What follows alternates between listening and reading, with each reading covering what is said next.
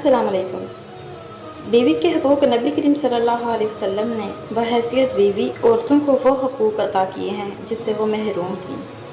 आप सल्लल्लाहु अलैहि वसल्लम ने शोहर को ज़िम्मेदार करार दिया है कि वो अपनी बीवी को कपड़ा और खाना मुहैया करे, उससे मोहब्बत का बेहतरीन सलूक करे, बिला वजह तलाक की धमकी ना दे, ना मारे ना पीटे।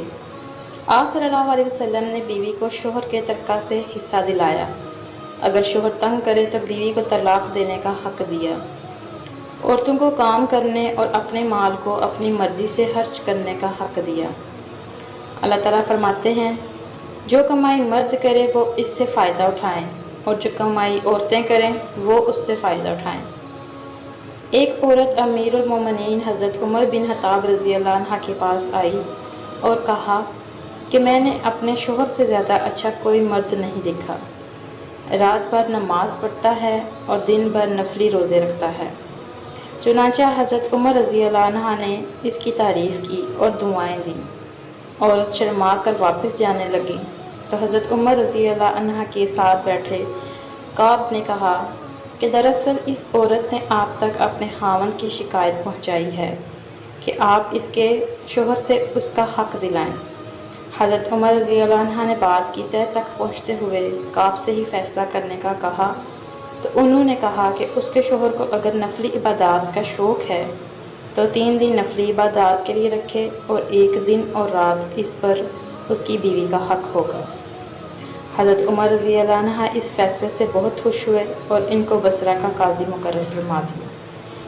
इस वाक़े से अंदाज़ा होता है कि शोहर को अपनी बीवी के हकूक़ भी पूरे करने चाहिए। शोहर के ज़िम्मे बीवी के हकूक़ को भी इस्लाम में वाज़िह तौर पर बयान कर दिया गया है। बीवी को ऐसी रिहाइश देना जिसमें वो आज़ादी से रह सके और अपना सामान रख सके उसका हक़ है। अगर बीवी शोहर के रिश्तेदारों के साथ रहना पसंद ना करे तो अलहदा रिहाइश देना शोहर पर वाजिब है। खावंद पर बीवी के ये हकूक़ हैं, बीवी के साथ खुश अखलाक़ी से पेश आना, इत्दाल के साथ इसकी इज़ा पर सब्र करना, यानी अगर बीवी से कोई खिलाफ़ तबा और नागवार बात सादिर हो तो उस पर सब्र करना, बर्दाश्त कर लेना और नरमी से उसको समझा देना ताकि आइंदा वो ख्याल रखे, और मामूली बात पर गुस्सा करने से परहेज़ करना। गैरत में इत्दाल रखना, इसका मतलब ये है कि ना तो ख्वाहा बीवी से बदगुमानी करे और ना बिल्कुल इसकी तरफ से गाफिल हो जाए। खर्च में इत्दाल करना, यानी हद से ज़्यादा तंगी ना करे और ना फजूल खर्ची की इजाज़त दे, मियाना रवि इख्तियार करे।